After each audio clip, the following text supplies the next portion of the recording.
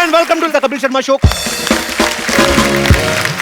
पाजी, आज महात्मा गांधी जी का जन्म दिवस। आज के दिन नेशनल हॉलिडे होता है, हर इंसान को छुट्टी मिलती है, लेकिन सही मायनों में देश को छुट्टी मिलनी चाहिए आतंक से, क्राइम से, बेरोजगारी से, और तभी ये सही मायनों में एक सच्ची श्रद्धांजलि होगी बापू गांधी को।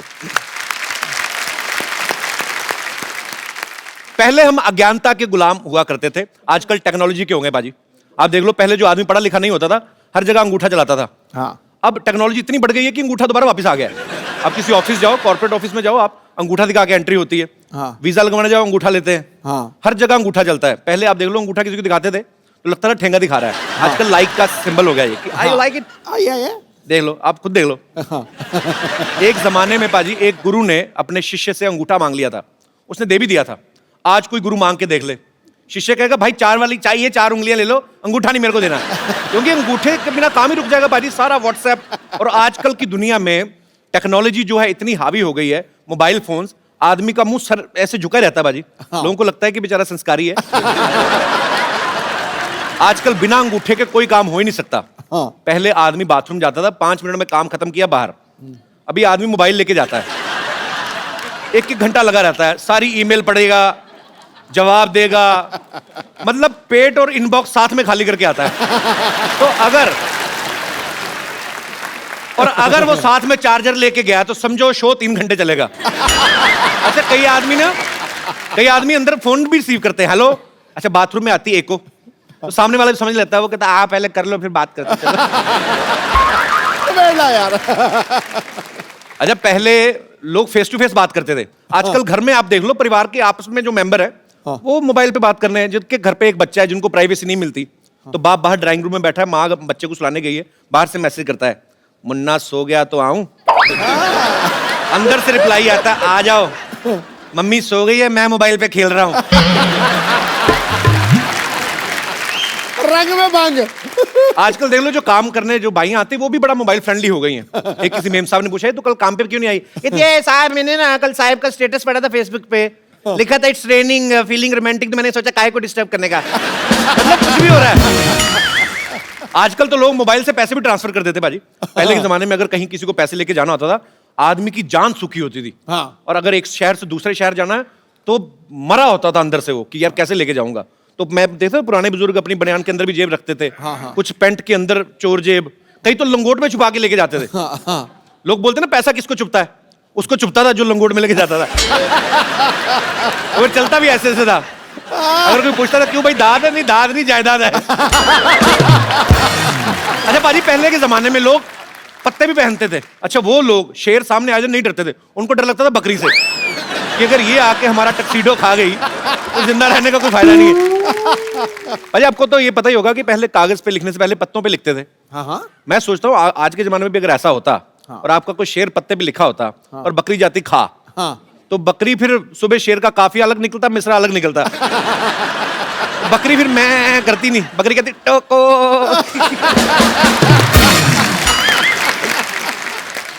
अच्छा, आजकल तो लड़का लड़की एक दूसरे को जानते नहीं, फेसबुक पे सीधा फ्रेंड रिक्वेस्ट भेज देते हैं। पहले के जमाने में जवान लड़कों को अगर कोई लड़की पसंद आती थी शादियों में, तो पहले किसी बच्चे को बताते थे, उसको चॉकलेट देते थे, फिर उसके हाथ में मैसेज भेजते थे। ये दिनेश है ना, इसने सेम फॉर्मूला जमाया, इसने एक बच्चे को चॉकलेट खिलाई, बच्चे ने चॉकलेट खाली, चिट्ठी फाड़ती, करे तेरे से नहीं पटेगी। कई बच्चे बड़े चालू होते हैं। अच्छा, पहले के जमाने में जब लड़की को देखने आते थे लड़के वाले, लड़की सर झुका के बैठी रहती थी, आज भी बैठी रहती है, लेकिन आज रीजन अलग है। वो पहले लड़की किचन के फोटो खींच के ना, किचन से सहेली को व्हाट्सएप कर रही होती है, देख तो कैसा लगा। आगे से सहेली का रिप्लाई आता है, पिछले हफ्ते मेरे को भी देखने आया था। मना कर देना, ये चाय बिस्कुट का शौकीन है, इस चक्कर में लड़कियां देखने जाता रहता है। अच्छा पाजी, जब ये लड़के वाले आते थे लड़की को देखने ना, तो ये चाचियां भाभियां होती ना जो, ये बड़ा डराती लड़की को। हाँ तो मुंह नीचे करके देखना, नहीं तो बेशर्म समझेंगे। और खुद ना आधा किलो दुपट्टा चबा जाती लड़के को देखते देखते, और खुद लड़के को पूरा ताड़ रही है तो बड़ा खूबसूरत, हमने भी अपने टाइम पे सर उठा के देख लिया होता तो हमें भी गोगा कपूर की जगह रणबीर कपूर मिल जाता। हाय, अपना कपूर तो खराब किया ही, बच्चे का कपूर भी टेढ़ा हुआ है। अच्छा, पहले जब शादियां फिक्स होती थी, लड़का लड़की तो एक दूसरे को देखते नहीं थे, कुछ चौथा रिश्तेदार जाता था अलग से ही, उन लड़की वालों को गांव में जाता था, उसको भी लड़की से नहीं मिलाते थे। वो लड़की की माँ को देख के आइडिया लगाता था कि लड़की भी ठीक ठाक रहेगी। अगर लड़की गलती से चलेगी मुच्छड़ बाप पे तो दूल्हे की किस्मत। दूल्हे को जाके सुहागरात में देखने को मिलता था, घूंघट उठाता था, तब पता चलता था कि लॉटरी निकली है कि पत्ते पिट गए। पापा जी यहाँ पे बस नहीं होता था, अगर तो बीवी मनपसंद निकल आई तो 4-5 बच्चे हो ही जाते थे, और अगर मनपसंद नहीं निकली गुस्से में 7-8 होते थे फिर।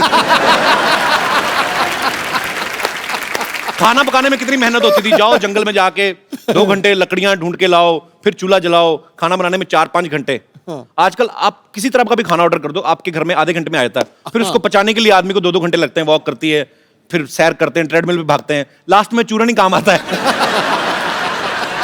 पहले के टाइम में घरों में एक ही टीवी होता था, मतलब कहाँ इतने टीवी होते थे। आजकल तो हर जगह अलग अलग टीवी है, सब अलग अलग बैठ के देखते हैं। अच्छा, कमरे में सारे इकट्ठे तभी होते हैं जब वाईफाई बंद हो जाता है कि क्या हुआ क्या हुआ।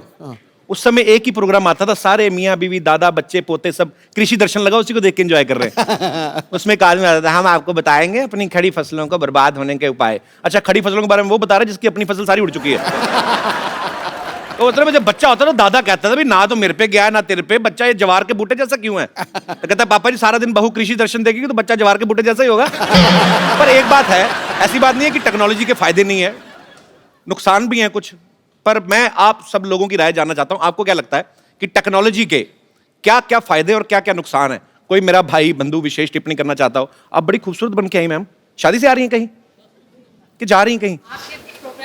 अच्छा, बहुत प्यारी लग रही हैं आप, बहुत शुक्रिया आपका शो में आने के लिए। जी सर, जी आप। कपिल जी नमस्कार। नमस्कार सर, कैसे हैं आप? मैं बढ़िया हूँ, thank you so much. Technology के मेरे हिसाब से तो बहुत सारे फायदे हैं, और मेरे से ज़्यादा ये फायदे कौन जान सकेगा। मैं एक साइंटिस्ट हूँ। अच्छा, हाँ। क्या बात है, कहाँ से हैं सर आप? मैं national dairy research institute Karnal, आपने अगर सुना होगा, वहाँ पे अच्छा मैं जी। प्रिंसिपल साइंटिस्ट हूँ।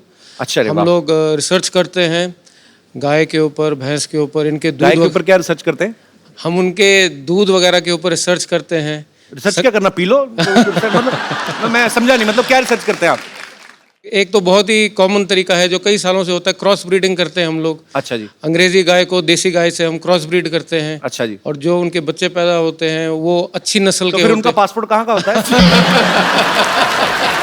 अच्छा। फिर हम घी वगैरह पे बहुत रिसर्च करते हैं। अच्छा जी। क्योंकि हम लोग चाहते हैं सब लोग अच्छे तंदुरुस्त रहें। तो घी तो सर बन गया ना, मतलब अब तो लोग खा रहे हैं सालों से, तो उसके ऊपर क्या रिसर्च रहती है आपकी? कोलेस्ट्रॉल आप लोगों ने सुना होगा। जी, जी। कोलेस्ट्रॉल के काफी नुकसान रहते हैं, तो हम लो कोलेस्ट्रॉल घी बनाते हैं। अच्छा, तो उसमें से हम कोलेस्ट्रॉल निकाल देते हैं एक तरीके से।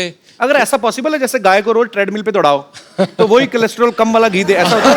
मतलब ऐसे पूछ रहा हूँ, साइंटिस्ट आप है, मुझे आइडिया नहीं। पर सीरियसली अगर देखो भाजी, आप आदमी लेके अपनी गाय को सुबह लेके भागे तो उसके दूध में फैट हो ही ना, कितना हो नहीं सकता सर ऐसे पॉसिबल? हाँ जी, हो थोड़ा बहुत तो खैर, उसको गाय अगर वर्जिश करेगी तो फैट उसका थोड़ा। तो गाय को जिम ज्वाइन कराएं पहले। कहने का मतलब कि टेक्नोलॉजी का फायदा तो है जी, टेक्नोलॉजी अगर सही का तरीके में यूज की जाए। मेरी तो दाल रोटी चलती है टेक्नोलॉजी। नहीं नहीं, बहुत अच्छी बात है सर, आपकी दाल रोटी चलती रहे और बहुत अच्छी चले। Thank you so much. घी डाल के खाया करें आप। Thank you so much. बहुत बहुत शुक्रिया सर शो में आने के लिए, धन्यवाद। और कोई मेरे दोस्त इस मुद्दे पे विशेष टिप्पणी करना चाहते हो? जी मैडम। Hello sir, hello. मैं अमृतसर से आई हूँ। अरे वाह, हमारे शहर से बहुत बहुत स्वागत है आपका। कहाँ पे रहती है अमृतसर में? अमृतसर में सिटी साइड नमक मंडी। नमक मंडी को नमक मंडी क्यों कहते हैं वैसे? नमक तो वहाँ मिलता नमक नहीं। ज्यादा अच्छा मिलता है इसलिए। किसने बोला? मैं भी इतने साल रहा हूँ, मुझे तो नहीं कभी नजर आया। हमारे तरफ आइए, हम आपको लेके देंगे। और एक लकड़ मंडी भी है, वहाँ पे कोई लकड़ी का कुछ हुआ ही नहीं है, ऐसे ही लकड़ मंडी। जी, तो आप क्या विशेष टिप्पणी करना चाहेंगी? एडवांटेजेस हैं उसके टेक्नोलॉजी के, पर बहुत सारे डिसएडवांटेजेस भी हैं। आजकल बच्चे बहुत ज्यादा उस पर फोकस करने लग पड़े हैं। जी, जी। हम लोग उनको कहते हैं कि भाई चलो अपना होमवर्क मिला है, कुछ सर्च कर लो उसके ऊपर, जी। तो वो पढ़ाई के छोड़ के कोई डोरेमोन ढूंढ रहा होता है, कोई अपना कुछ ढूंढ रहा होता है। तो जी, इसके जी। बहुत साइड इफेक्ट्स हो रहे हैं बच्चों के ऊपर। ये तो है, सच्ची बात। आजकल ग्राउंड वो होती नहीं जो गेम, जो पहले जो कोई खेलते थे इंडोर मिट्टी में। हाँ, कोई हम नहीं बच्चे रही। मिट्टी में मिट्टी हुए पड़ते थे, 15-15 बच्चे। माएं पहले 15 बच्चों को नहलाती थी, फिर अपना पहचान के लेके आती थी। वो सिस्टम ही खत्म हो गया है एक्चुअली। मेरा 1.5 साल का बेटा है, वो हर टाइम मोबाइल पे स्टिक रहता है। 1.5 साल का? हाँ। पर चलो, बच्चा मोबाइल पे बिजी रहेगा तभी तो उसका भाई बहन कोई आएगा। और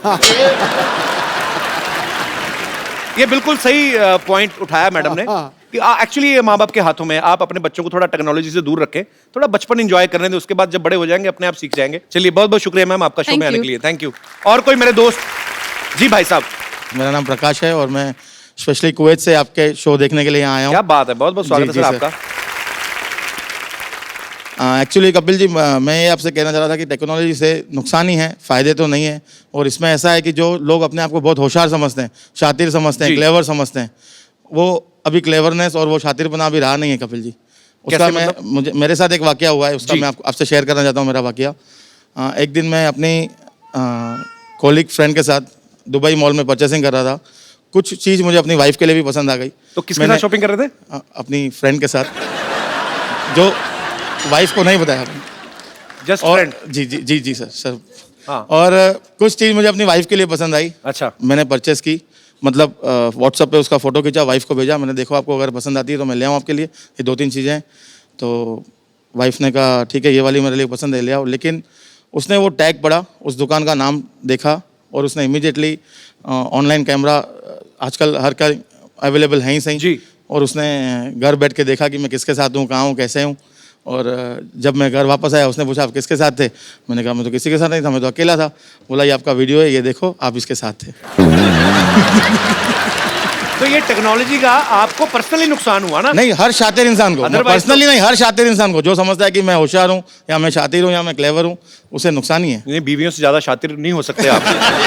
ये तो, पर ये आपकी हिम्मत की मैं दाद देता हूँ। फ्रेंड के साथ गए, महिला मित्र के साथ, उसके सामने बीवी के लिए गिफ्ट ले रहे हैं, फिर दोनों जगह रहे ना। जो आदमी ना हर तरह की डिश खाना चाहता है ना, वो भूखा ही मरता है। शुक्रिया शो में आने के लिए। Thank you. जी, और कोई हमारे दोस्त?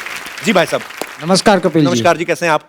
मुझे ये टेक्नोलॉजी से बहुत चीड़ है सर। चिड़ है? हाँ, व्हाट्सएप एंड फेसबुक से। अच्छा मैं एक वाक्य सुनाना चाहता हूँ मेरा। जी प्लीज। 15 साल पहले मेरी शादी हुई थी। अच्छा जी। तभी ये फेसबुक और व्हाट्सएप कुछ नहीं था। अच्छा। तो जब रिश्ते आते थे तो मम्मी पापा के पास आते थे, तो जी। उनको उनके मम्मी पापा अच्छे लगते थे तो रिश्ते आगे बढ़ते थे। राइट। तो 2-3 रिश्ते तो ऐसे ही उड़ गए। अच्छा। अभी मैं शादी लायक था, एक रिश्ता आया, मम्मी पापा को तो पसंद आया। अच्छा। कि चलो इनके मम्मी पापा अच्छे हैं। उन्होंने लड़की देखी, लड़की देखने के बाद मुझे बताया कि रिश्ता आया है। अच्छा। तो मैंने सोचा कि चलो अभी मुझे भी देखने जाना रहेगा। अच्छा। तो मैं देखने गया तो लड़की ने थोड़े नखरे किए और 2 मिनट ही देखने को मिला। अभी उसमें कैसे पसंद करे? 2 मिनट में तो 3 घंटे भी देखोगे, लड़की तो वही रहेगी ना, बदलेगी लड़की थोड़ी तो ना। वही रहती है, मगर 2 मिनट में देखने में कैसे पसंद पर करेंगे? टेक्नोलॉजी का इसमें क्या लेना देना हुआ? सर आजकल फेसबुक हो गया है। हाँ। अगर लड़की का नाम आया फेसबुक पे, मैंने डाला हेतल, तो 10 हेतल आ जाएगी, उसमें से मैं चॉइस कर सकता हूँ अच्छा। कौन सी हेतल है। तो अगर तो आपको इस बात से चिढ़ है कि आपके टाइम पे वो क्यों हाँ नहीं जी था? सर, अगर 15 साल पहले ये आ गई रहती तो मैं सबसे पहले घर में देख लेता और मम्मी पापा को बोल देता मुझे ये हेतल पसंद है। अभी जिनसे शादी की वो पसंद है आपको? मेरे नसीब अच्छा था कि मुझे जो पसंद थी उसके साथ ही लड़की, उसके साथ ही शादी हो गई। नहीं, आपको बोलना पड़ रहा है ऐसा कि सच्ची में ऐसा नहीं है? नहीं सर, सच्ची में। अच्छा। Yes sir. तो उनको साथ नहीं लाए? नहीं, साथ में आई है मेरी वाइफ, अच्छा, साथ कैसे में ही हैं है। आप? बहुत बढ़िया। चलिए, बहुत अच्छा लगा देख तो के आप उसके साथ लिए में। मुझे बहुत चीड़ है। पर नहीं, अभी देखिए आपको तो अच्छी बीवी मिल गई ना, बीवी तो अच्छी आपकी मिल गई, पसंद की है। Yes sir. तो अभी चिढ़ क्यों? छोड़ो ना। मगर सर फेसबुक रहता तो और भी चॉइस मिलती ना सर। आप सुन रही हैं? अभी भी थाली भरी पड़ी है, इनको है कि मैं कहीं एक सब्जी टिका लूंगा। चलिए, बहुत अच्छा लगा सर आप हमारे शो में। Thank you, sir. काम क्या करते हैं आप मुंबई में? सर बिजनेस, किस चीज का? Garment manufacturing. ओके, तो आप भी अपनी दुकान के पहनते हैं? नहीं सर, मैं लेडीज के बनाता हूँ, जेंट्स के नहीं बनाता हूँ। मेरी वाइफ को पहनाता हूँ। ध्यान रखा करो इन पे। आपने लेडीज के कपड़े ही क्यों चुने, जेंट्स के क्यों नहीं चुने आपने? सर उसका You racist? एक कारण है। यस सर, उसका एक रीजन है। जी। मैं आपको बताता हूँ कि जब शादी हो जाती है तो आदमी सबसे पहले अपनी बीवी के लिए ही कपड़े खरीदेगा। जी। बाद में अपने बच्चे के लिए, जी। और कुछ बचेगा अपने पास तो अपने लिए खरीदेगा। आए, तो so sweet. बीवी लेडीज के कपड़े में कमाई ज्यादा होती है ना सर। पॉइंट है आदमी की बात में। चलिए, बहुत बहुत शुक्रिया आपका शो में आने के लिए। Thank you sir. मेरे पास एक बड़ा खूबसूरत सा गिफ्ट है भाई साहब के लिए। भाई साहब, आपको बड़ी प्रॉब्लम है, उस समय में ये नहीं होता था, वो नहीं होता था। मैं आपको एक फोन दे रहा हूँ, बड़ा खूबसूरत मोबाइल है, इसमें सब कुछ है। अपनी बीवी को छोड़ के जिसको मैसेज करना करिए। बहुत बहुत शुक्रिया sir. Thank you so much. Thank you, congratulation. पाजी, आज मुझे ना बहुत संभल के और बड़ा सतर्क रह के बोलना पड़ेगा। अरे भाई, फिर कॉमेडी कैसे होगी? कॉमेडी भले ही कम हो जाए पाजी, लेकिन थोड़ा सा मजाक गलत हो गया ना, मैटर सीरियस हो जाएगा। सुन, तू सच बोलियो। जी। जब भी द्वंद हो सीधा चलो, सच के रास्ते पे चलो, नैतिकता से कोई समझौता मत करो, कोई पीठ नहीं लगा सकता। क्या बात है। तो आज हमारे मोहल्ले में वो महान शख्सियत आ रही हैं जिन्होंने हिंदुस्तान को एक नई दिशा दी और देश के हित में हमेशा ही अपनी आवाज उठाई। सच की लड़ाई के लिए इन्होंने बहुत आंदोलन किए, धरने किए। ये बहुत ही बड़े समाज सेवक हैं। तो आप सबकी जोरदार तालियों के बीच में इनवाइट करना चाहूंगा हम सबके प्यारे अन्ना हजारे।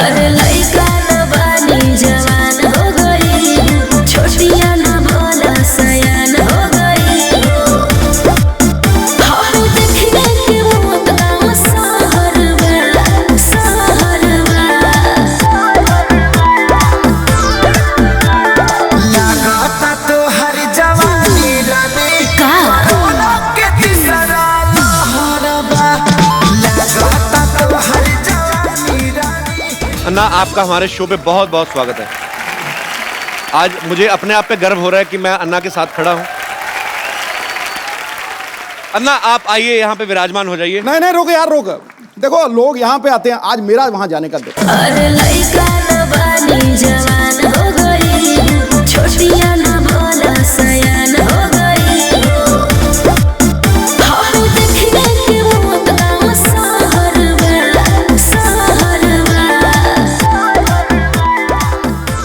आज पूरी दुनिया में ईंट का जवाब पत्थर से देने के लिए लोग तैयार बैठे हुए हैं।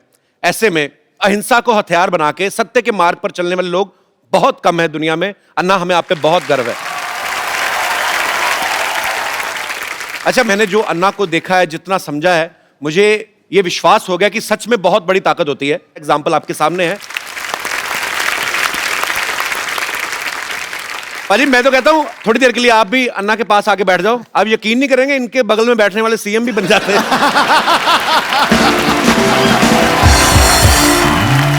मेरा दिल कर रहा है कि मैं थोड़ी देर बैठा रहूं, चुपचाप अन्ना को देखता रहूं। आपने इतने शो किए हैं, जी। इतने एक्टर्स, इतने बड़े बड़े लोग जी। क्या आपको कभी लगा था कि एक मंदिर में रहने वाला फकीर आदमी उसके साथ भी आप शो करेंगे? मैंने अन्ना, बहुत बहुत धन्यवाद आपका, आप आए। अन्ना, एक बात बताइए, आपको करोड़ों लोग फॉलो करते हैं, आप खुद क्यों नहीं पॉलिटिक्स में आते? मैं अगर पॉलिटिक्स में गया जी और इलेक्शन के लिए खड़ा हो गया जी, तो मेरा डिपॉजिट भी जब्त हो जाएगा। क्यों? जी हमारे देश का वोटर जागरूक नहीं है। जी। वो 500 रुपए के नोट देखने से भी भूल जाता है। क्या बात है। गुंडा है, भ्रष्ट है, व्यभिचारी है, 500 रुपए के नोट दिखाई दिया उसको वोट दे देता है। जी। इसलिए जागरूक मतदार ये लोकशाही का आधार है। जो मतदार अगर देश का जागरूक हो गया तो ये देश आगे बढ़ने में समय नहीं लगेगा। अरे वाह यार, वाह। बाजी, मैं बहुत प्यार करता हूं अन्ना से और मेरे दिल में बहुत सम्मान है इनके लिए। हमारे देश में इतने बड़े बड़े आंदोलन हुए हैं जो अन्ना की वजह से हुए हैं। अन्ना के साथ करोड़ों लोगों का हमेशा साथ रहता है। मुझे आज सच में यकीन नहीं हो रहा कि अन्ना हमारे शो पे आए हैं। एक्चुअली अन्ना का पूरा नाम जो है वो किशन बाबूराव हजारे है। तो अन्ना नाम आपको किसने दिया? परिवार में सबसे बड़ा भाई है, उसको बोलते हैं अन्ना। ओके। तो हम 4 भाई, उसमें सबसे बड़ा मैं था। ओके। तो घर के लोग कहने लगे अन्ना, ओके। फिर पड़ोस के लोग कहने लगे अन्ना, अच्छा। फिर गांव कहने लगा अन्ना, और अभी देश कह रहा अन्ना।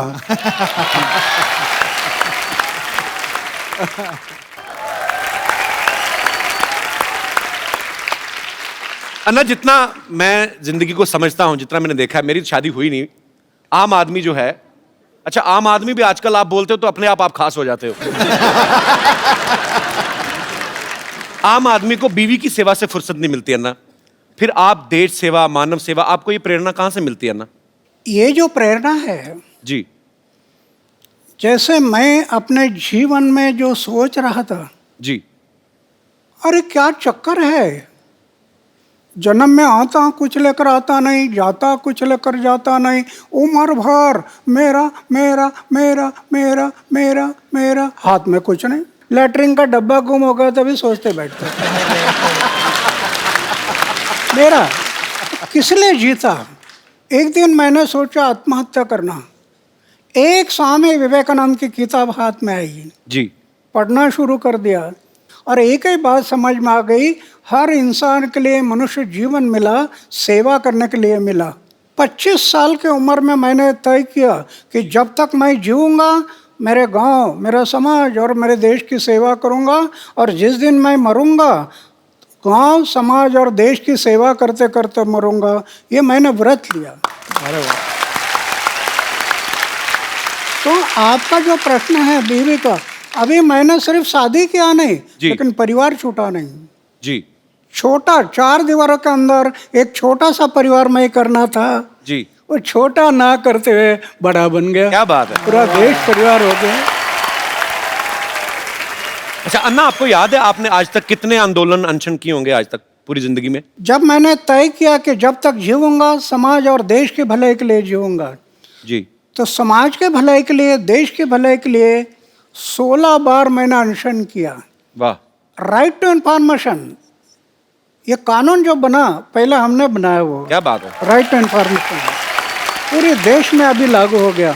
गरीब लोगों को न्याय मिलने लगा। जी ऐसे महाराष्ट्र में 8 कानून बनाए। अभी अभी लोकपाल का बिल जी। सरकार नहीं कर रही थी, रामलीला मैदान पर बैठ गया जी और आंदोलन शुरू किया। सरकार एक एक बात के लिए डरती है, जी, वो सिर्फ मोर्चा और धरने से नहीं डरती, सरकार सिर्फ गिरने से डरती है। ये डर जब लगता है ना, तो ऐसे कानून बनाती है सरकार। अन्ना, जब मैं बचपन में मेरी माँ से मेरा झगड़ा हो जाता था, मतलब कभी कभी भी होता है कि आपकी माँ से नाराजगी हो गई, तो यहाँ कोई भी बात मनवाने के लिए तो मैं खाना नहीं खाता था। पता है वो होता ना बच्चे को भी, बच्चे बड़े चालू होते ना, बच्चों को पता माँ देख नहीं सकती कि मेरे बेटे ने खाना नहीं खाया, तो मैं खाना पीना छोड़ देता था ना, तो अपनी बात मनवाने के लिए। तो ये आपका भी बचपन में कुछ ऐसा ही स्टाइल था? मतलब जब मैं ऐसे पूछ रहा हूँ। ऐसे मेरे बारे में हुआ था। अच्छा। हमारे घर की अमीरी नहीं थी, जी गरीबी थी। एक त्योहार आ था और मैं माँ को बोला, एक अन्ना दे दो, एक अन्ना। अच्छा। एक आना बोलते थे ना पहले। जी जी जी। मुझे प्रेस करना है कपड़े के। माँ बोले, अरे कपड़े को प्रेस क्या करता, मन को प्रेस करना चाहिए, कपड़ा तो क्या है, ये मैला हो जाता है, मन को दाग मत लगने दे, मन को तजला रखना। तो मैं थोड़ा गुस्सा हो गया। अच्छा। तो माँ ने मुझे चाटा लगा दिया। मैं दौड़ गया घर से। तो माँ डर गई, कहीं कुआ हुआ में तो नहीं जाएगा। फिर खोज करना शुरू कर दी, इधर खोजो उधर खोजो उधर खोजो, नहीं मिल रहा। फिर मेरा घर था जी। उसके ऊपर एक ढाबा था। अच्छा। उसमें मैं कबूतर पालता था, कबूतर। अच्छा।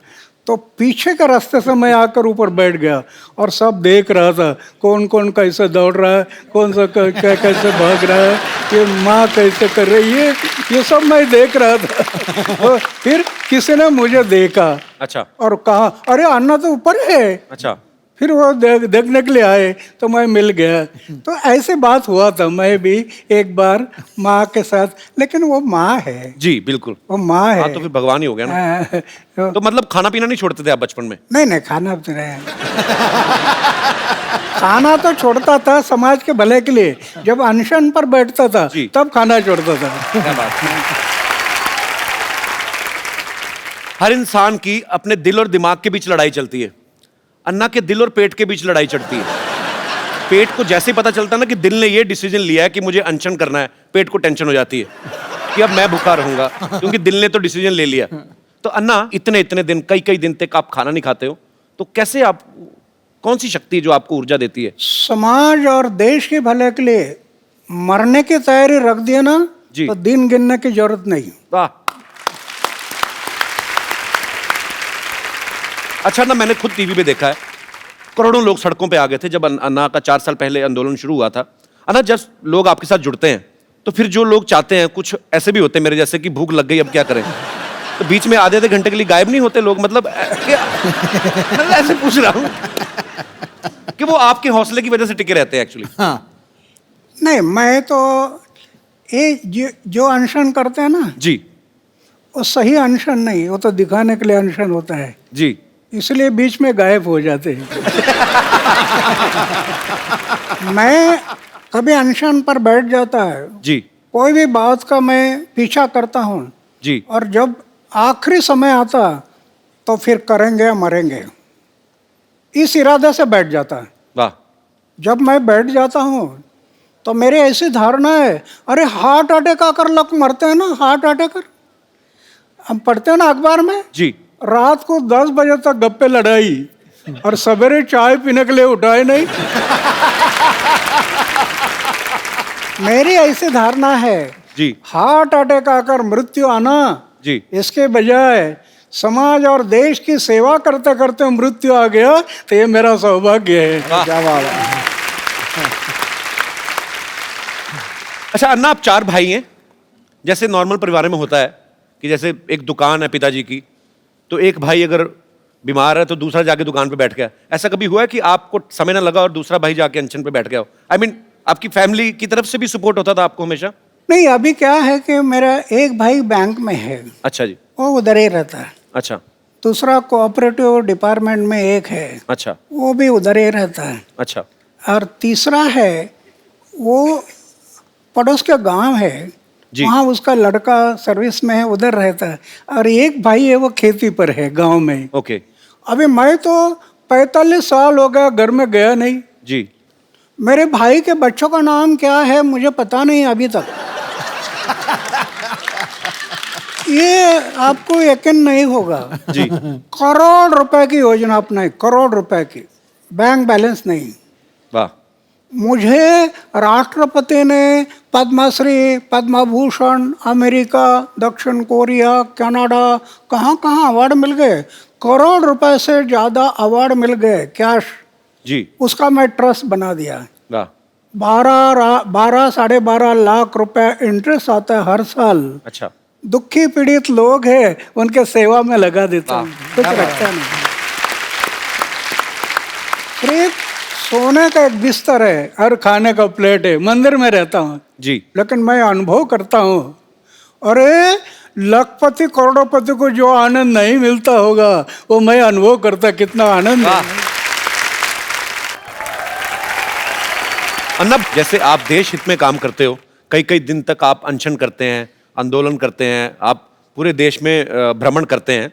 अगर आपकी शादी हुई होती तो बीवी तो 1-1 घंटे बाद फोन करके पूछती। शादी तो वो तो पूछती बीवी तो। यही तो खतरा मुझे लग रहा था।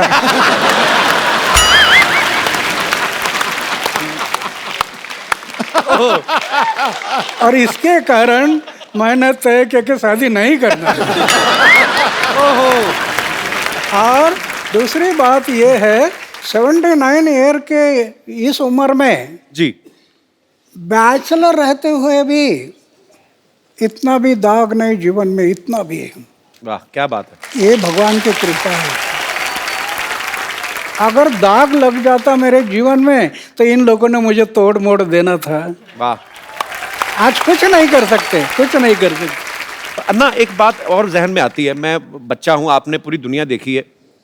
जैसे मैंने भी अन्ना अभी शादी नहीं की, मतलब करनी है मुझे। करना है? हाँ करनी है, मेरा दिल करता है। करो। पर मैं जी, मेरे जैसा रहना तलवार के धार पर चलने से कठिन है। ये तो है। बहुत, ये मन बड़ा चंचल है, कब धोखा देगा पता नहीं। सही बात है।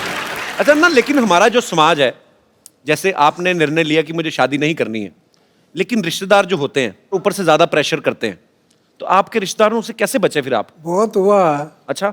माँ एक लड़की अल्लाह कराते हैं दिखाने के लिए। अच्छा। मैं बोलता ये पसंद नहीं है। अच्छा। दूसरे आया, पसंद नहीं है। मतलब देख लेते थे आप? रिश्तेदार भी कई लड़की दिखाने के लेकर आते हैं। अच्छा। मैं बोलता पसंद नहीं है। ये लोग सब कहने लगे इसके दिमाग पर कोई असर हो गया। अच्छा। तो पागल हो गया वो। उस टाइम पर उन्होंने मुझे पागल में निकाला, ये मेरे लिए अच्छा हो गया।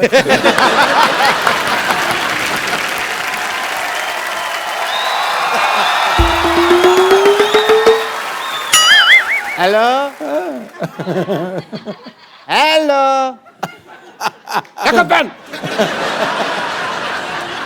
अरे what A patriotic day. Anna Hazare साहब आए हुए हैं सर, नमस्कार। माई सेल्फ डॉक्टर मशहूर गुलाटी, MKNJ। MKNJ मतलब? मैंने कहा जी नमस्ते दिख नहीं रहा, कर भी रहा हूँ, फिर भी पूछ रहे हो यार। ओके अन्ना जी, आप अहिंसा के पुजारी हैं। बैठिए डॉक्टर साहब, इधर आइए। आज वैसे नहीं बिठा रहे? नहीं नहीं, क्यों? अन्ना के सामने बदतमीजी नहीं करनी, बैठिए। इतनी इज्जत आज तक इस आदमी ने मुझे नहीं दी।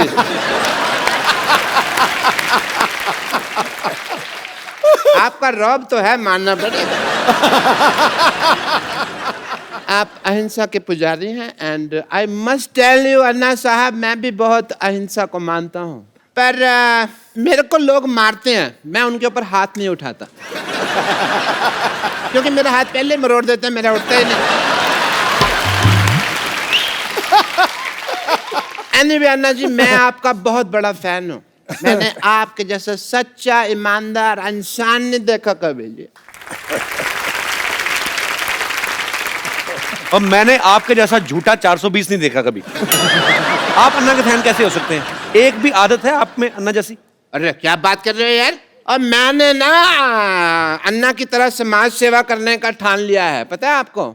मैंने ना गरीबों में राशन बांटा, आपको पता है। और बाद में अन्ना दुकानदार ने पीटा इनको क्योंकि उसका राशन बिना पूछे बांट रहे थे ये। फिर मुझे नहीं पता था ना कि दान देने के लिए पूछने की जरूरत होती है।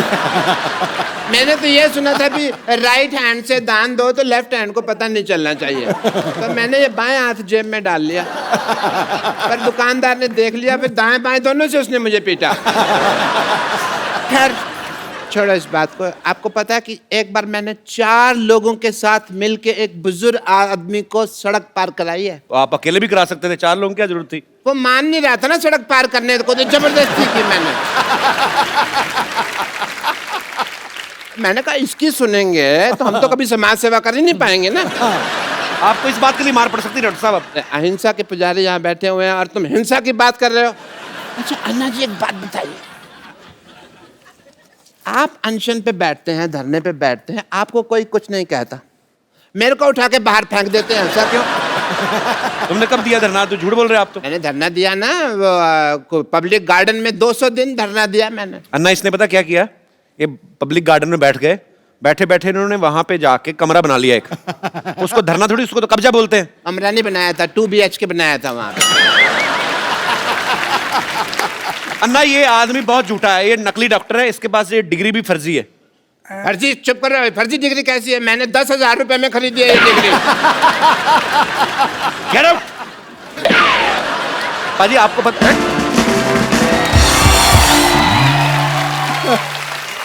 आप सबको पता ही होगा, पर मैं फिर भी बताना चाहता हूं कि अन्ना के ऊपर एक फिल्म बन रही है जिसका नाम भी अन्ना है। अन्ना, देश सेवा करते करते आपने तो खैर आप तो दिल से कर रहे हैं, पर आपने कभी सोचा था आपके ऊपर कभी कोई फिल्म बनाएगा कोई डायरेक्टर? एक फकीर आदमी उस पर ऐसे फिल्म बनेगी ये मुझे सपना में भी कभी नहीं लगा था। लेकिन जो काम खड़ा किया है जी वो पूरे देश में फैल गया था। जी। और हमारे जो रविंद्र जैन के भाई है मनेंद्र जैन जी, उनको लगा कि ये काम समाज के सामने जाना बहुत जरूरी है, बहुत जरूरी है। जी। वो मुझे बताने लगे कि ऐसे ऐसे फिल्म बनानी है जी। और उसमें जो काम करने वाले लोग हैं जी। इन्होंने इतना मेहनत किया। मैं फौज में था, बर्फ में रहा, 7 साल बर्फ में रहा। जी। तो मैंने 6 डिग्री माइनस हिमालय में उधर जाकर इन्होंने शूटिंग किया। तो ऐसे कई जगहों पर जो काम हुआ वो जनता देखने से उनको जरूर इसमें प्रेरणा मिलेगी, नव युवकों को प्रेरणा मिलेगी। बिल्कुल। आप फिल्में वैसे देखते हैं कभी अन्ना? अभी मैं फिल्म नहीं देखता। पहले देखते थे? पहले देखता था, मेरी उम्र थी 13-14 साल की, तब मैं फिल्म देखता था। अच्छा। और भाई ऐसा देखता था कि नया फिल्म का फर्स्ट शो। अरे क्या बात है। अगर फर्स्ट शो चला गया तो मुझे इंटरेस्ट नहीं आता फिर। क्या बात है, सबसे पहले देखनी है उस टाइम पर। अन्ना, मैं आपको कुछ फोटोग्राफ्स दिखाऊं, आप पहचानेंगे कौन है? ये अन्ना टीवी में, इनको पहचानते हैं आप? हाँ, दिलीप कुमार जी है। अरे क्या बात है। और दूसरी एक और दिखाइए। अन्ना, इनको पहचानते हैं आप? ये उस टाइम पर इतना नहीं थे। इनका नाम पता है आपको? हाँ, नाम तो अभी भूल गया है, लेकिन जानता हूँ। अन्ना, ये शाहरुख खान है। शाहरुख खान। शाहरुख खान है। अन्ना, इनको पहचान रहे हैं आप? वैजयंतीमाला है ये। अपना वो दिलीप कुमार और वैजयंतीमाला साथ में थे ना फिल्म जी में। जी जी। नया दौर में कौन थे? नया दौर। क्या बात है, नया दौर में जी। और दिखाइए। अन्ना, इनको जानते हैं आप? अन्ना, ये मुझे बहुत अच्छी लगती हैं। मतलब अच्छे तरीके में अच्छी लगती है, मतलब बहुत अच्छा काम करती हैं ये। अच्छा। अन्ना, ये दीपिका पादुकोण है। दीपिका। दीपिका हाँ। बहुत प्यारी है अन्ना। ओके। पर अन्ना, उस समय आपको कौन सी हीरोइन ज्यादा मतलब अच्छी लगती थी आपको, खूबसूरत? नहीं, उसमें क्या है, ये जैसे हीरोइन है तो मैं उनका काम पर देखता था, उनके हाव भाव, उनके एक्टिंग, वो मुझे जो पसंद आते थे। जी। देखने के लिए अच्छे लगते, ये मुझे अच्छे नहीं, उनका काम है। कप्पू और कप्पू, हे कप्पू, क्या है? वो किशन जी आने वाले थे, आए क्या?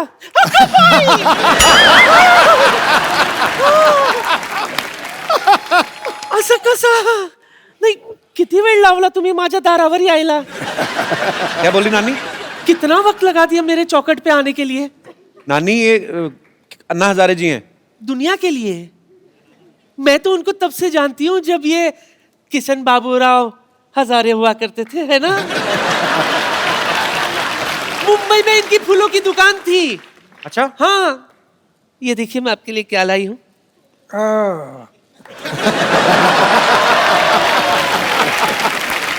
आपको याद है मैं रोज आपके दुकान से एक फूल खरीदा करती थी?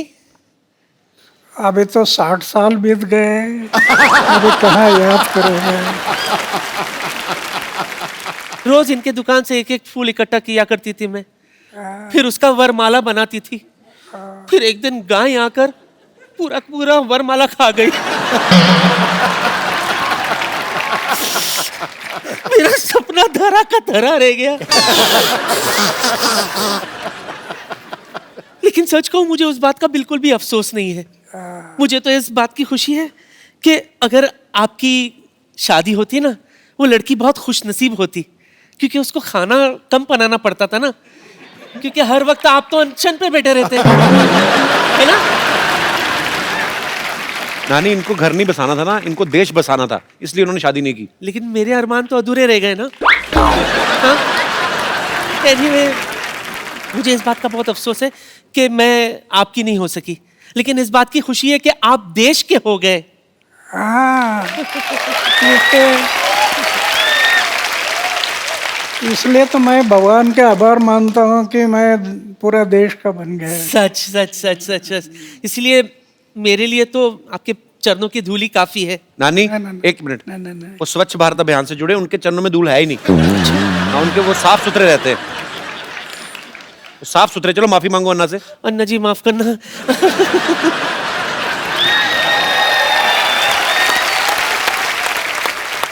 अच्छा अन्ना, हमने सुना है कहीं पे आपके बारे में पढ़ रहे थे, तो ऐसे सुना था कि फौज में जब आप भर्ती होने गए तो जो मापदंड होते हैं प्रॉपर की, हाँ, फिजिकल फिटनेस और ये सब चीजें, तो एक दो चीजों में शायद आप पास नहीं हुए थे, तो उसके बावजूद भी उन्होंने आपको फौज में भर्ती किया, तो उसके पीछे क्या कारण था अन्ना? 1962 में चाइना ने हमारे ऊपर हमला किया जी। हमारे बहुत जवान मारे गए। अच्छा। और फिर देश को लगा कि जवानों की जरूरत है। मेरी ऊंचाई नहीं थी, अच्छा। छाती चौड़ी नहीं थी जी। लेकिन इमरजेंसी थी, देश को युवकों की जरूरत थी। अच्छा। इसलिए मेरा सिलेक्शन हो गया। मैं 14 लोगों का कमांडर था ये जाते समय। अच्छा। तो हम सब लोग 14 लोग थे। उन्होंने सोचा कि जब तक शरीर में प्राण है तब तक देश की सेवा, समाज की सेवा करनी, ये तय किया। और मेरी छाती चौड़ाई ये कुछ नहीं थी, जी। फिर भी देश की सेवा करते रहे। वाह। और 15 साल के बाद मैं पेंशन पर आ गया है। वाह। और ये सच्ची बात है, ये हमारे जवान जो हैं, जब आप फौज में भर्ती होते हैं, उनकी ट्रेनिंग बहुत मुश्किल होती है, और ट्रेनिंग के बाद जब उनको अपॉइंट किया जाता है, जब उनकी पोस्टिंग होती है, और मेरा सैल्यूट करने को दिल करता है हमारे जवानों को। और हमारी पूरी टीम की तरफ से हमारी कभी कोशिश रहेगी कि हम अपने देश के जवानों के लिए एक ज़रूर एक अच्छा सा शो ऑर्गेनाइज करें। और बहुत दुख होता है जब हमें कभी ऐसी न्यूज़ सुनने को मिलती है कि सरहद पे या कहीं पे भी हमारे देश के जो जवान हैं, उन्होंने देश के लिए अपनी शहादत दी। हम उनके परिवारों के साथ हैं, हमारी शुभकामनाएं उनके साथ हैं। बहुत बहुत शुक्रिया। अच्छा ना, ऐसे मन में सवाल आया, जैसे मेरे 3 मामा हैं, तीनों ही आर्मी में थे, तो वो कहते थे कभी कभी हमें ना बर्फ में पीनी पड़ जाती है, मतलब ऐसे ही। अन्ना, आपने कभी नहीं ट्राई की?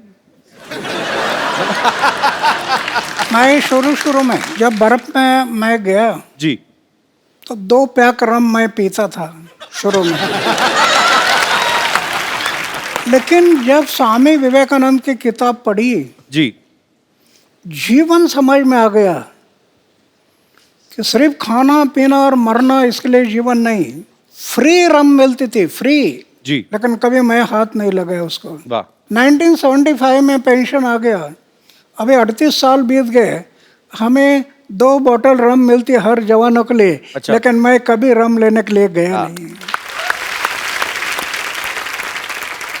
आज मुझे दुख होता है, ये दोनों देशों को अभी फिर से लड़ाई करना ठीक नहीं है। दोनों की आर्थिक स्थिति फिर बहुत विकट है।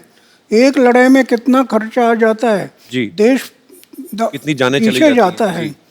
ये आज वो लड़ाई होना नहीं चाहिए, ऐसे मैं मानता हूँ।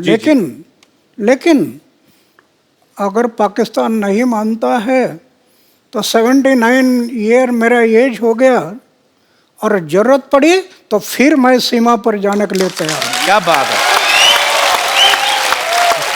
और कप्पू शर्मा, ओहो, वाह वाह वाह वाह, हमारे तो भाग्य ही खुल गया अन्ना, आप हमारे मोहल्ले में आए। देखिए मैं आपके लिए चाय लेकर आया हूँ।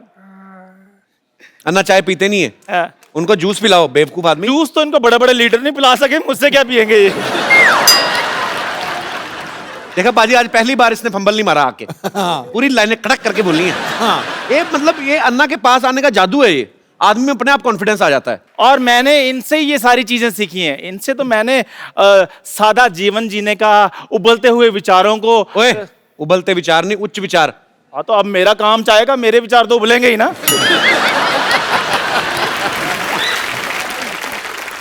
अन्ना, वैसे मैं भी बड़ा सिंपल सा हूँ, लेकिन आपको जब देखता हूँ ना, तो मेरे में अंदर एक अजीब किस्म का कॉन्फिडेंस आ जाता है। लेकिन जब मैं बड़ी बड़ी जगह पे जाता हूँ, मेरा कॉन्फिडेंस थोड़ा लूज हो जाता है। तो कभी आपके साथ भी ऐसा हुआ है कि आप 5 स्टार होटल में गए हो और छुरी और कांटा पकड़ते पकड़ते आपको भी कुछ थोड़ा कॉन्फिडेंस ऐसे हो गया हो? मैं इतना टूर करता हूँ जी, लेकिन होटल में कभी जाता नहीं। वाह वाह। एक बात है, जी, गया तो उसको याद नहीं रखता, भूल जाता हूँ। याद रखना ये घातक होता है। जी, जी, इसलिए मैं याद नहीं रखता। इसको भी अन्ना, इसके माता पिता ने याद नहीं रखा, भूल गए वो। अच्छा अन्ना, मुझे एक बात प्लीज बता दीजिए कि मैं एक आम आदमी चाय बेचने वाला हूं, मैं कहां तक पहुंच सकता हूं अपनी लाइफ में? अरे हमारे देश का उदाहरण है ना जी, चाय बेचने वाला आदमी भी पंतप्रधान बन सकता है ना। क्या बात है। अन्ना, आशीर्वाद दे दीजिए ताकि मैं अपनी लाइफ में बहुत ज्यादा आगे बढ़ूं। Thank you very much, thank you very much.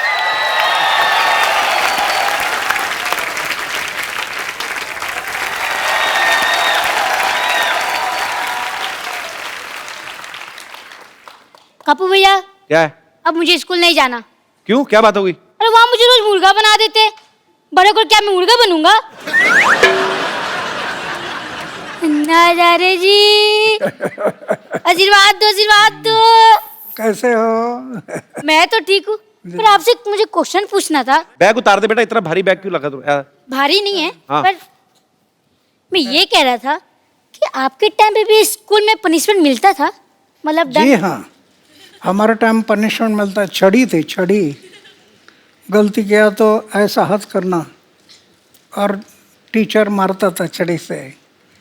तो वो तो मेरी हमारे हैबिट है। मराठी में कहावत थी, छड़ी लागे छम छम, विद्या ये घम घम। ऐसी कहावत थी।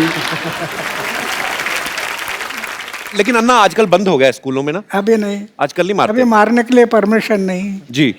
इसलिए तो शिक्षा का दर्जा डाउन हो गया। अन्ना ये मेरे को बड़े सवाल इसने मुझे बोला था कि मैं अन्ना से पूछना चाहता हूँ। जैसे आजकल अन्ना बच्चे मोबाइल पे ज्यादा गेम्स खेलते हैं, तो अब ये बच्चों की तरफ से ये सवाल था कि आप बचपन में क्या खेल खेला करते थे? हम तो गांव में लगोरी थी, लगोरी। अच्छा। ये पत्थर एक के ऊपर एक रखना, हाँ। और उसको तोड़ना। हाँ। फिर ईटी डांडू, वो हाँ, डंडा वो और डंडे ईटी गिल्ली के साथ गिल्ली डंडा, घुमाना है। फिर खो खो, हाँ कबड्डी, जी। ऐसे खेल हम लोग खेलते थे। तो शरीर भी फिट रहता था। हाँ, आप मोबाइल वगैरह सब सीखना है, लेकिन साथ साथ चारित्र को संभालना, आचार शुद्ध रखना, विचार शुद्ध रखना, जीवन निष्कलंक रखना, दाग नहीं लगना जीवन में, बेदाग जीवन है, तो आप कल के महापुरुष बन जाएंगे। अच्छा बेटा, समझ में आई अन्ना की बातें ना? चलो पाँव छुओ, आशीर्वाद लो, चलो।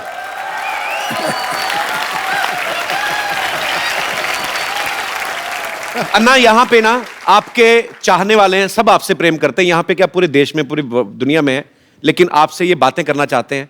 तो जो भी अन्ना जी से बात करना चाहते हैं वो अपना हाथ खड़ा कर सकते हैं जी। Hello Sidhu sir. Hello. Hello Kapil sir. Hello. Hello Anna ji. Sir मुझे आपसे पूछना है कि टेक्नोलॉजी में आजकल इतनी एडवांसमेंट हो गई है, तो पॉलिटिशियन से लेके एक्टर से लेके आम आदमी तक सब ट्विटर फेसबुक सब जगह हैं। आप क्यों नहीं हैं ट्विटर पर या फेसबुक पर? आपको पता है वो जो आजकल फेसबुक आता है और ट्विटर पे आता है, हालांकि पंगे बड़े हैं ट्विटर के।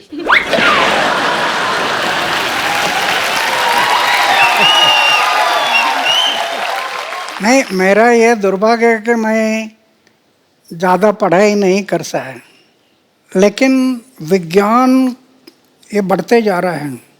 दुनिया में आश्चर्यजनक प्रगति हुई है, टेक्नोलॉजी में बहुत डेवलप हो गया है। एक तरफ विज्ञान ने अंतरिक्ष में प्रवेश किया, लेकिन दूसरी तरफ अध्यात्म ने अंतरिक्ष अपने अंदर भी प्रवेश करना जरूरी है। अध्यात्म ने हर एक इंसान के भीतर प्रवेश करना, अगर वो प्रवेश नहीं किया तो विज्ञान इंसान को विकास की भूलताप देकर विनाश की तरफ लेकर जाएगा। तो कहने का तात्पर्य ये है कि हर बात ट्विटर पे करना जरूरी नहीं है।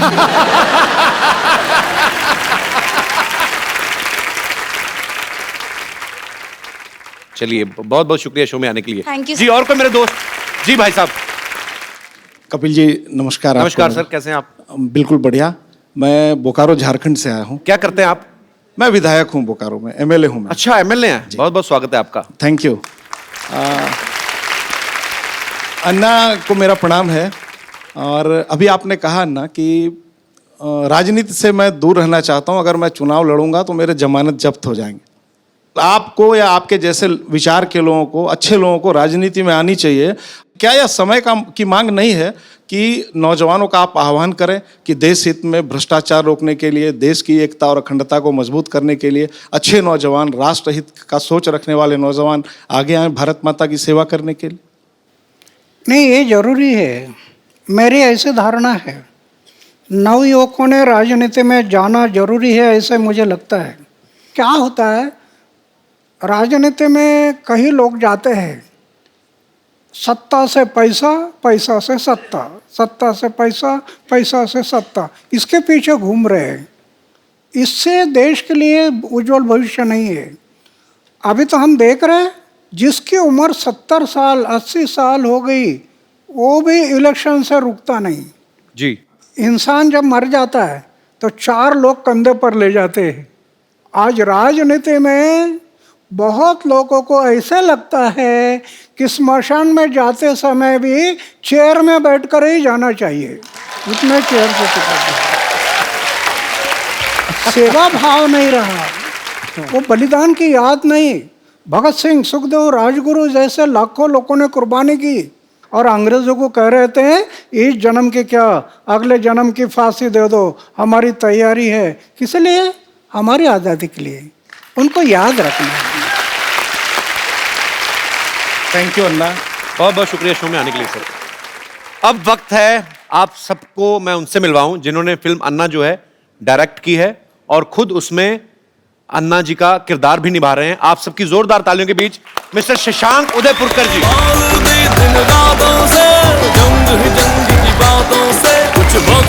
शशांक जी आपका बहुत बहुत स्वागत है। Thank you sir. आइए आइए प्लीज। तो शशांक जी ने इस फिल्म को डायरेक्ट भी किया है और खुद अन्ना जी का किरदार भी निभाया। शशांक, आप उम्र में बहुत छोटे हैं, आपको मतलब कैसे आपके दिमाग में आया कि मैं ये किरदार निभाऊंगा या मुझे अन्ना जी के ऊपर फिल्म बनानी? आपका आइडिया था या मनिंदर जी का था? 2011 में पूरे देश की तरह मैं भी वो था जिसने अन्ना जी को रामलीला मैदान पर देखा। अच्छा। अन्ना जी को बिकॉज मैं इंजीनियरिंग कॉलेज में पढ़ रहा था तो मैं हवा में उड़ रहा था। अच्छा। जिंदगी में फिल्में देखनी, कॉलेज घूमना। अचानक जब इनको देखा तो मैंने ये कहा कि इनको क्या हो गया, 74 साल का आदमी सरकार से पंगा ले रहा है, ये तो गए काम से। शाम को जिस मोमेंट मैंने ये सुना कि अन्ना जी ने जेल से रिहा होने से मना कर दिया है, मेरे लिए 360 डिग्री शॉक था। एक इंसान सरकार के साथ पंगा लेने जा रहा है, अगर गलती से पुलिस का कोई लेटर भी आ जाए तो आदमी की हालत खराब हो जाती है। अन्ना जी कहते हैं कि ना मैं जेल से निकलूंगा और मैं यहीं अनशन शुरू करूंगा। मैं समझ गया था ये बिरला व्यक्तित्व है और ये जो चाहे वो कर सकते हैं।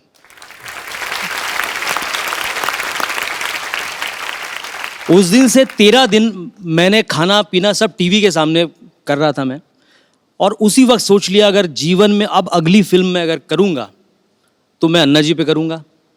सो सारा रेकी करने के बाद बड़ी हिम्मत से मैं रालेगन गया। अच्छा।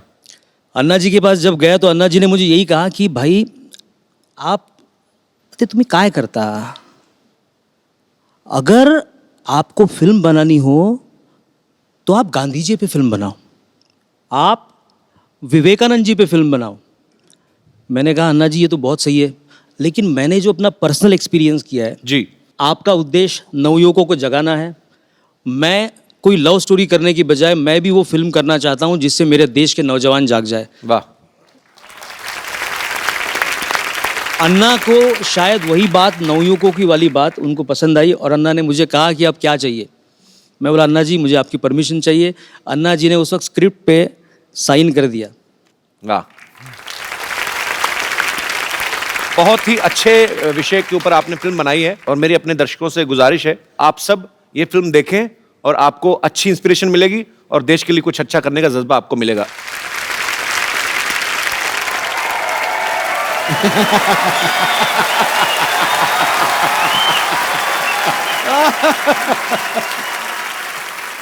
हमारा मांगे पूरी करो, हमारे मांगे पूरी भरो।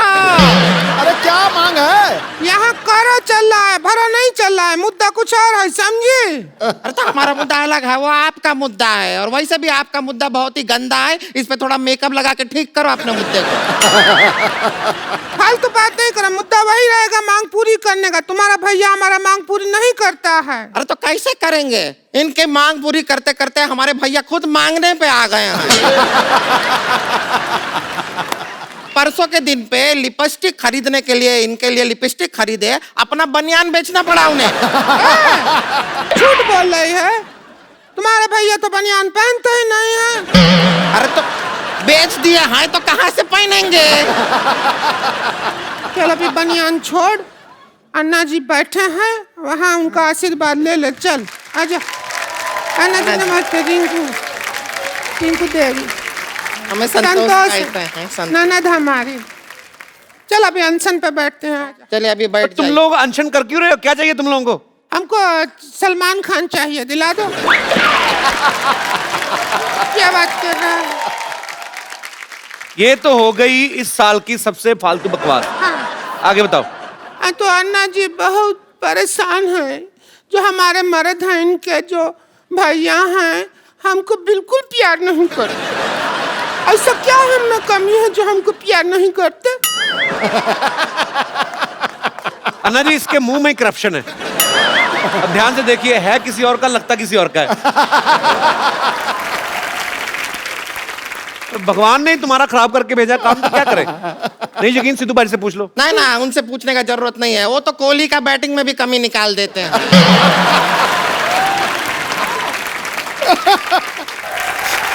हमारे मर्द हमको बिल्कुल प्यार नहीं करते। ना तो हमारी तरफ देखते हैं, ना हमारी बात सुनते हैं। ना उसका एक रीजन है। भैया का कहना है कि वो ना बुरा देखेंगे, ना बुरा सुनेंगे और ना बुरा बोलेंगे, लेकिन ये है कुछ ना कुछ इधर उधर से मैनेज करके बुरा बुरा उन्हें सुनाती रहती हैं।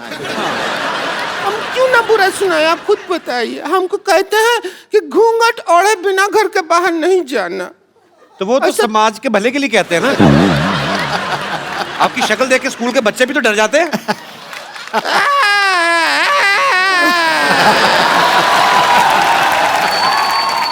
कुछ भी बोलते रहते हैं, बच्चे डर जाते हैं। अरे ऑफिस जाने वाले बड़े बड़े मूंछ वाले लोग भी डर जाते हैं। तुम्हारे भैया तो नहीं डरते हैं मुझसे। तो उनकी मूंछ भी किधर है? पहले मूंछ हुआ करती थी, पैसा का जरूरत पड़ा तो लाला ने कहा कि मूंछ रख दो, पैसा ले जाओ, तो मूंछ उतार दिया। अच्छा चलिए छोड़िए, बहुत ज्यादा छीछा लेदर हो गया है। अभी आप अपना अनशन जो है वो तोड़ दीजिए। चलिए कोई सिर इधर लाते, सिर पे तोड़ते हैं। अरे नहीं, अरे ऐसे थोड़ी अनशन तोड़ते। ए लीजिए, आपके लिए लेकर आए हैं, ये पी के अनशन तोड़ दीजिए। अभी शुरू नहीं हुआ, तोड़ भी दिया। इतना ही होता है लंबा, इससे लंबा अनशन हमसे। ये तो नारियल का तेल है। हम नारियल का पानी ही ला रहे थे, वो नारियल थोड़ा ज्यादा दब गया हमसे, तो तेल निकल आया। चलो कोई बात नहीं, पानी से तो महंगा ही होता है तेल। अच्छा है। अच्छा। वैसे छोटी छोटी बात पे लड़ती हैं, आज इतनी लड़ाई नहीं कर रहे तुम लोग। बड़ा मैं हैरान हूं। आज अन्ना जी आए हुए हैं, हम यहाँ पर लड़ाई नहीं करेंगे, बिल्कुल नहीं करेंगे। आज के पूरा एपिसोड के एंड तक बिल्कुल लड़ाई नहीं करेंगे। आज वैसे भी 2 अक्टूबर है, तो आपके लिए कुछ प्रस्तुति करें।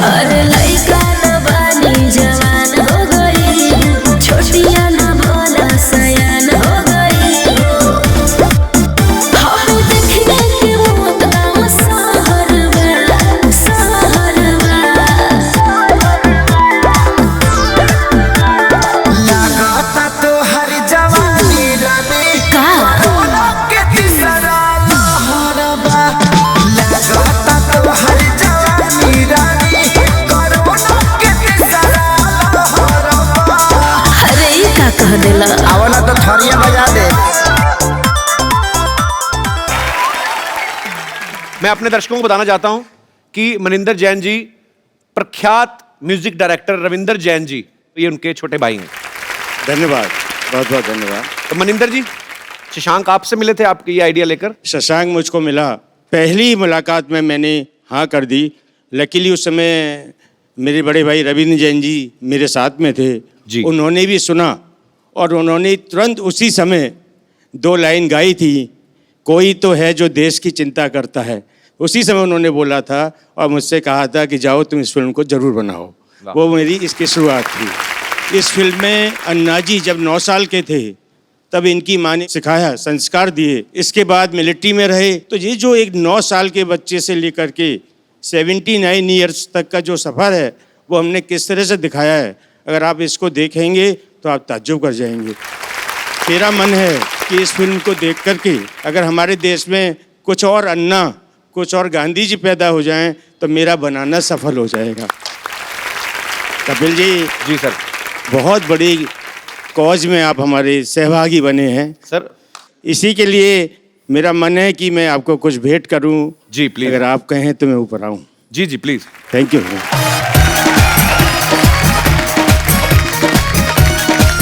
You sir, thank you sir. Anna, हमारे शो में एक रवायत है, जो भी सब आते हैं हम लोग एक सेल्फी जरूर लेते हैं, आप सबके साथ भी एक।